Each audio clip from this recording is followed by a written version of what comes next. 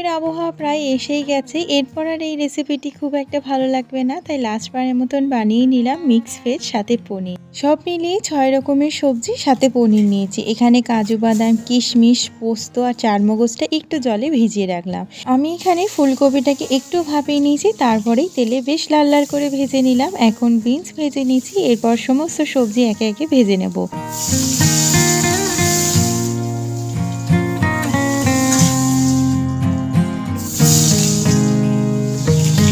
এখানে একটা মশলা বানিয়ে নিয়েছি আদা, টমেটো আর ভেজানো বাদামগুলো। এখানে গোটা গরম মশলা ফোড়ন দিয়ে বাটা মশলাটা দিয়ে দিলাম, তাতে লঙ্কা গুঁড়ো, জিরে গুঁড়ো দিয়ে খুব ভালো করে কষিয়ে নিয়েছি, সাথে দিয়েছি টক দই। আজকের রান্নাটাই আমি হলুদের ব্যবহার করিনি। এখানে 1:1 অনুপাতে দুধ আর জলটাকে দিয়ে দিলাম, সাথে দিয়ে দিলাম ভাজা পনির, নুন, চিনি আর গরম মশলা গুঁড়ো। তারপর প্রত্যেকটি জিনিস খুব ভালো করে সিদ্ধ হয়ে গেলেই তৈরি মিক্স ভেজ পনির কারি।